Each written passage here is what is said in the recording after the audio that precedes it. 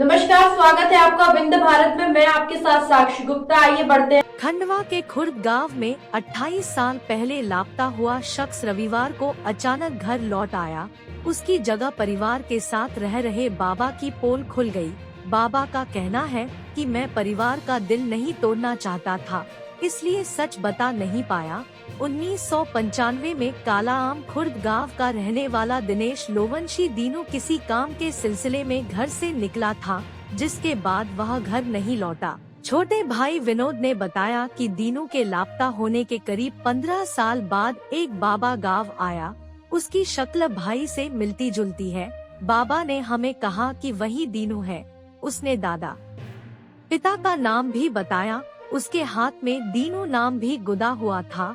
हमने उसकी बातों पर विश्वास कर लिया। तभी से वह हमारे साथ रहने लगा।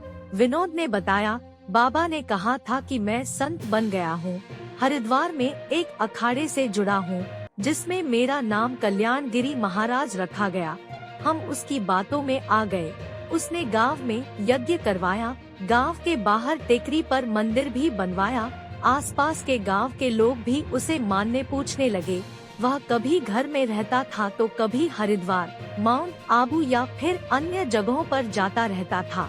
उसने दिनेश के नाम का आधार कार्ड और अन्य दस्तावेज भी बनवा लिए थे। दीनू के पिता जागेश्वर लोवंशी ने बताया, दीनू जब 16 साल का था तब लापता हो गया था।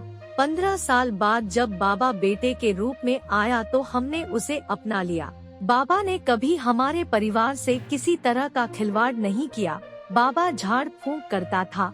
कई तरह की समस्याएं सुलझाने का दावा भी करता था। विनोद ने बताया, हम 3 भाई हैं।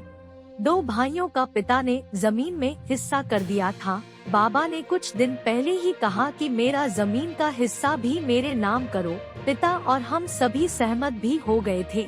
जमीन उसके नाम करवाने की प्रक्रिया करने वाले थे कि असली भाई दिनेश आ गया। दिनेश ने मेरे परिवार के ही नहीं, गांव के एक बच्चे के नाम तक बता दिए। उसके पास उसके नाम का आधार कार्ड भी मिला। बाबा यूपी गया हुआ है। हमने बाबा को फोन पर कहा कि हमारा असली भाई आ गया तो वह बोलने लगा कि अच्छा हुआ। मैं परिवार का दिल नहीं तोड़ना चाहता था, इसलिए बता नहीं पाया। दिनेश लोवंशी का कहना है, मैं मुंबई में केटरिंग का काम करने लगा था। वहाँ बिहार और यूपी के 3 से 4 साथियों के साथ एक कमरे में रहता था। मैं इस बीच 3 बार अपने घर आने के लिए आशापुर तक पहुँचा, पर पता नहीं क्या हुआ, दिमाग काम नहीं किया। ऐसा लगा जैसे मुझ पर किसी ने तांत्रिक क्रिया की है, जो मुझे घर नहीं आने दे रही थी। इसलिए मैं आशापुर तक 3 बार आकर मुंबई